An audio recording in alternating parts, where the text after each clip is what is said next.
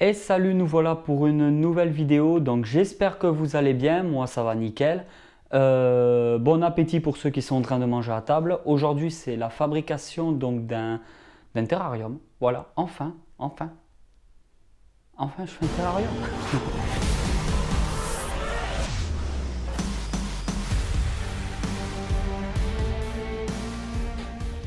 Donc ça sera un terrarium qui fera un peu plus de 150 de long. Exactement, il va faire 153 cm de long. Pour 50 de profondeur, je parle de mesure extérieure, hein, parce qu'après il y a l'épaisseur du bois, il sera plus petit à l'intérieur pour les animaux que je vais y mettre. 50 de profondeur sur 1 mètre de hauteur. Voilà. On va y aller. Le mètre. Bon, alors ça c'est les planches qui vont être devant pour pouvoir mettre les rails. Ça c'est les planches qu'il y a sur le côté, donc des planches de 50 par 1 mètre. On va les mettre là aussi. Très bien là. Des planches de 50 par 150.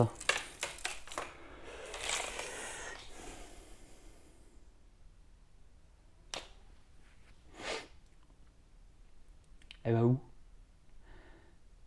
Elle va où cette poufiasse de planches?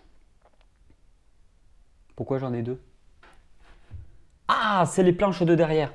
Oui, alors derrière, j'ai mis, en fait, au lieu de mettre une seule planche d'1 mètre par 150, c'est la planche qu'il y a au fait de derrière, c'est la planche de fond du terrarium. Des planches de 150 par 100, moi, ça rentre pas dans la bagnole, hein, personnellement.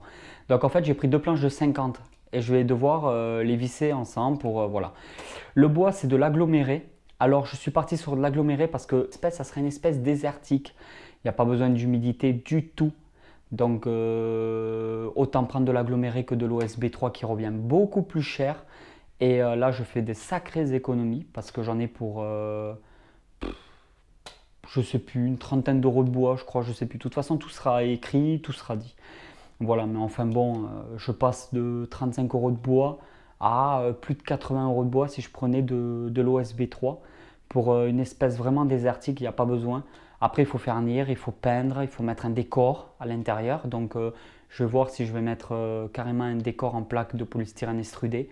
Je vais voir. Pour l'instant, je ne sais pas du tout. Pour l'instant, on va juste monter le caisson, le terrarium en lui-même. Voilà. Donc, pas besoin d'OSB 3 si c'est vraiment sec, hein. Mais je vous parle d'un milieu très sec, hein. Voilà, coupelle d'eau, ça ne va pas être le grand bac qui va créer de l'hygrométrie. Voilà. Donc après, si le bois est bien traité, il n'y a pas de problème, prenez au moins cher, mélaminé ou aggloméré. Voilà.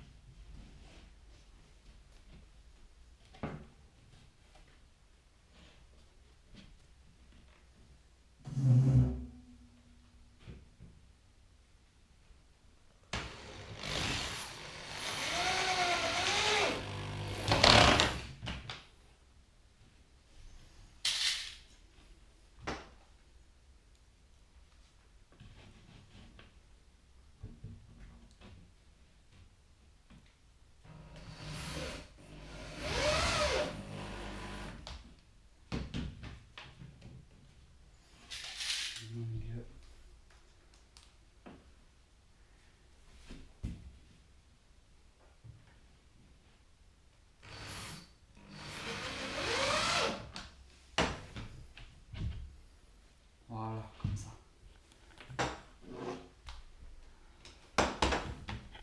Je vais d'abord mettre l'autre côté aussi. Comme ça va soutenir la planche des deux côtés. Et après, je vais pouvoir poser la planche là pour pouvoir la visser. Il y aura un petit jeu d'équilibre, ça devrait le faire. Je parle un peu plus fort parce que j'ai dû enlever le micro. Et le son ne sera pas le même parce que là, nous sommes sur du son GoPro. Et oui, il va falloir que j'investisse dans un micro. Un vrai micro, un truc bien. Alors pour l'instant,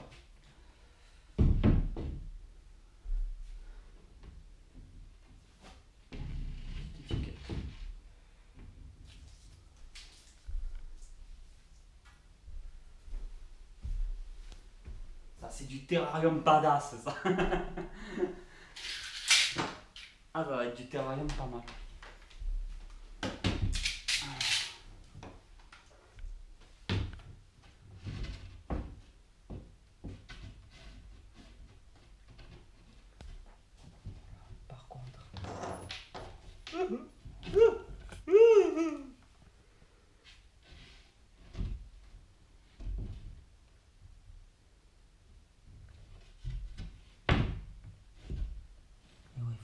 sur la fleur aussi en bas. Ah, enculé, là, je vais me faire chier à le faire.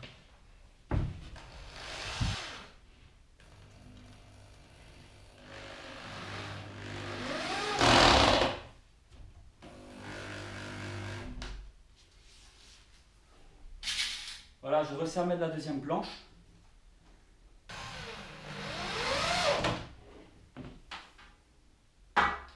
Voilà, j'ai mis la deuxième planche. Par contre, là, j'aurais dû prévoir des baguettes pour faire des renforts. Je ne sais pas trop comment je vais m'y prendre, mais bon, je vais trouver des solutions comme d'habitude. C'est vrai que j'ai pas prévu ce coup-là, j'ai pas l'habitude de faire ce genre de terrarium. Attention quand même. Impeccable. Là, j'ai coupé la planche à ce niveau-là. Et comme vous voyez, il y a une épaisseur de bois en moins à ce niveau-là. Parce qu'ici, tout le long, il va y avoir un rebord qui fait que je vais pouvoir mettre les rails pour les vitres. En même temps, il me faut un rebord de toute façon. Pour pas que le substrat soit au niveau des rails des vitres, il faut toujours qu'il y ait plus haut, en fait, que ça soit plus en hauteur pour que voilà, qu'il n'y ait pas le minimum de substrat possible au niveau des rails quand on fait coulisser les vitres du terrarium.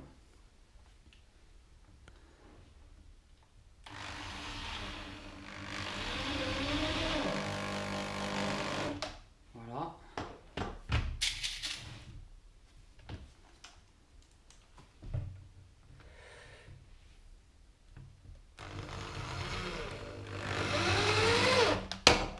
Ici, ah, il rentre un peu, tant pis.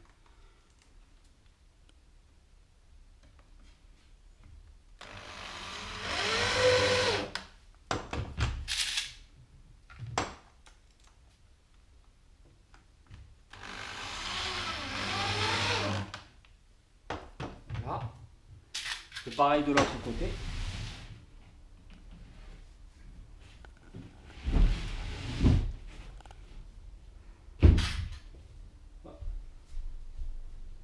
Ah bah non, c'est les vibrations. Je crois que je vais écraser une botte de vis.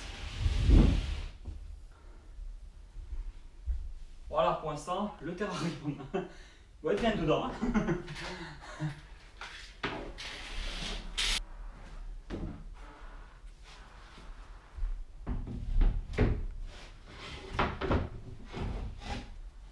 Alors là, la planche du bas, je l'ai fait sur 20 cm et la planche du haut sera sur 15 cm. Voilà, en bas j'ai préféré prendre plus parce que comme c'est une espèce désertique, je vais sûrement mettre en substrat du sable et je voulais pas du sable dans les rails, donc j'ai prévu vachement haut quand même, donc 20 cm. Je trouve que c'est vraiment pas mal. Voilà, comme ça. Dans tous les cas, ça dépasse là, du coup. Et là aussi. Il a mal coupé, quoi, le mec, parce que je suis à fleur là-bas. Voilà, ça va faire comme ça. Et là, comme ça.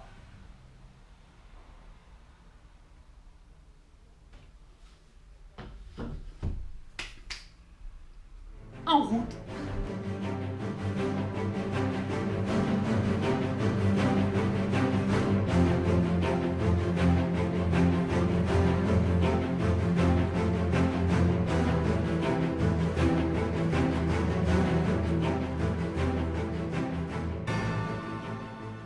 Voilà, j'en ai profité pour sortir un peu Big Mac. Hein.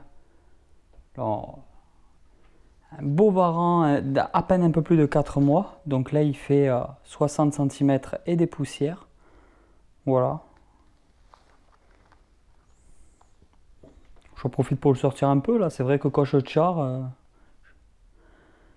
je vous montre jamais trop grand chose. Je fais que parler et après, il faut me supporter. Voilà. Bon, il est encore bien trouillard. Voilà, j'espère que vous allez bien le voir. Là, il a des griffes. Bon, c'est juste pour vous montrer qu'il se porte très très bien. Il est en pleine forme. Il a tous ses doigts. Il a de belles griffes. Voilà. ferai une petite vidéo suivie à l'occasion.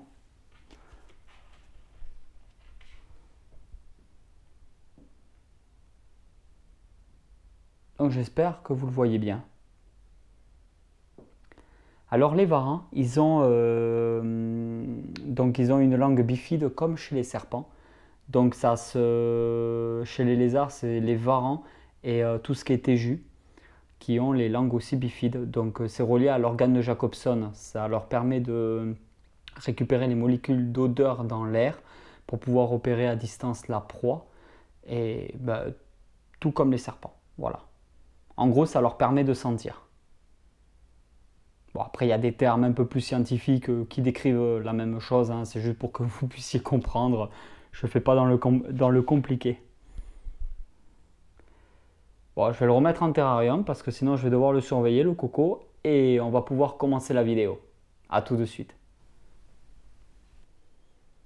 Voilà, avant de continuer cette nouvelle partie de la vidéo, j'ai envie de faire aussi un peu de publicité pour deux personnes. Donc il y a Mathieu Viquier qui a une chaîne sur les reptiles consacrée actuellement au gecko léopard. Donc je vous invite à aller voir cette chaîne qui se trouve en bas de la vidéo, là ou là, je ne sais pas encore.